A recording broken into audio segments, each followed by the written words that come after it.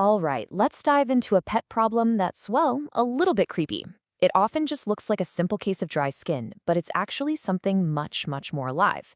Today, we're talking about the walking dandruff mite, a tiny parasite that's as sneaky as it is contagious. So let me ask you this. Have you ever been petting your dog or your cat, you see a few white flakes in their fur, and you absolutely swear, you just saw one of them move? I know, it sounds a little crazy, but it's a very real thing. And that's because, you guessed it, it's not just dry skin. That walking dandruff is the classic sign of a super contagious mite from the genus Cheyletiella. So in this explainer, we're going to break down everything you need to know about this surprisingly common little pest. Okay, first things first, let's get properly introduced to the critter that's causing all the trouble. What exactly is this thing? Well, the Cheyletiella mite is what scientists call an ectoparasite. That ecto part just means outside. So unlike worms or other parasites that live inside an animal's body, these guys set up camp on the external surface, right there in the fur and on the skin.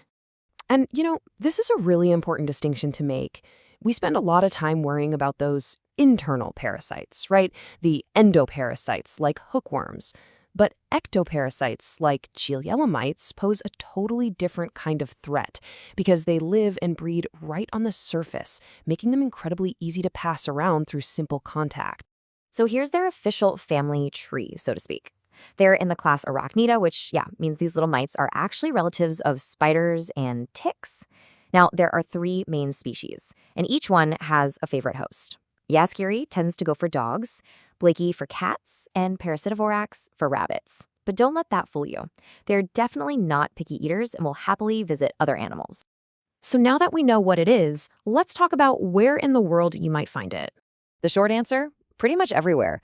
This isn't some rare tropical parasite we're talking about. Cheyletiella is what we call a cosmopolitan mite. Basically, if people in your part of the world have dogs, cats, or rabbits as pets, then this mite is probably around. Let's take a country like the Netherlands, for example. The mite isn't something that's just constantly present everywhere.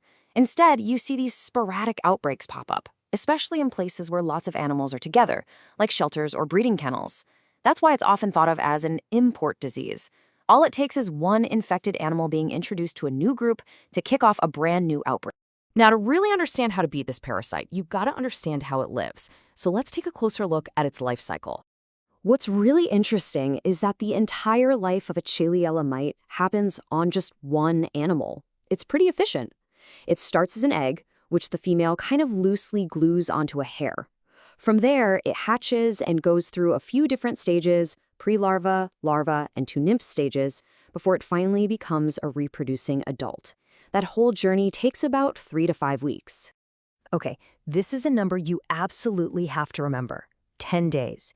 See, while most mites die pretty quickly if they fall off their host, a pregnant female can survive out in the environment, we're talking bedding, carpets, furniture, for up to 10 days. This is huge because it means cleaning the house is every bit as important as treating your pet. We know how they live, but what actually happens when these mites move in? Let's talk about the symptoms, both in our pets and, sometimes in us too. For dogs, the classic sign is that heavy, flaky dandruff, especially along their back. In cats, it can be a little more subtle. Sometimes it just looks like they're grooming themselves way too much, or you might find tiny little scabs. And for rabbits, you'll see this really thick, white dandruff, often with some hair loss right over their shoulders. And that visible dandruff is where the name comes from. You can literally see the mites moving the skin flakes around, creating that walking dandruff effect. And yes, this is the part where it gets personal.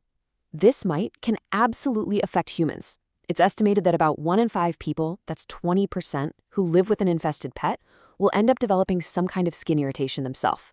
That makes it a textbook zoonotic parasite, one that can be passed from animals to people. So if you do get it, you'll probably notice these intensely itchy red bumps, usually on your arms, your chest, or your stomach, the places where you hold your pet close. But, and this is the really good news, humans are what we call accidental or dead-end hosts. The mites can bite us, for sure, but they can't reproduce on our skin. So that rash will clear up on its own once your pet and your home have been treated properly. So we've identified the enemy. Now, how do we fight back? Let's get into how veterinarians actually diagnose and treat this thing. A vet has a few different tools in their toolkit for finding these tiny mites. One of the simplest methods is to just use a piece of clear tape, press it onto the fur to pick up some flakes, and then look at it under a microscope. They might also use a really fine-toothed flea comb. And here's a clever one. Since pets are always grooming themselves, they swallow the mites, so sometimes the eggs can actually be found in a poop sample. Thankfully, treatment is very effective these days. Vets usually prescribe one of the modern spot-on treatments, those little vials you put on the back of the neck, which are safe for dogs, cats, and rabbits. For some really stubborn cases, special sprays might be needed, and like we've said, treating the house with a product designed to kill mites is a non-negotiable part of the plan.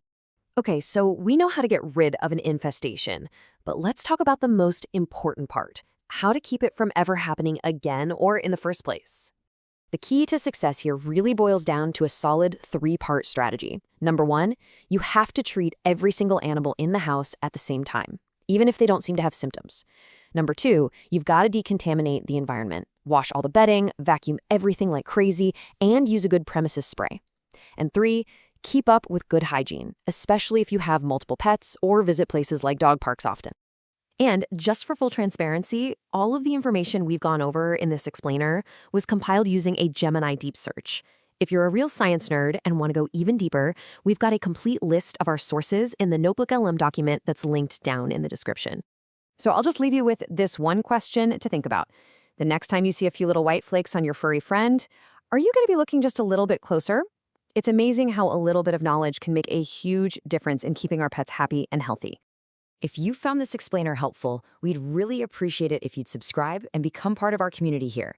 And definitely let us know what you think down in the comments. Thanks for watching, and we'll catch you on the next explainer.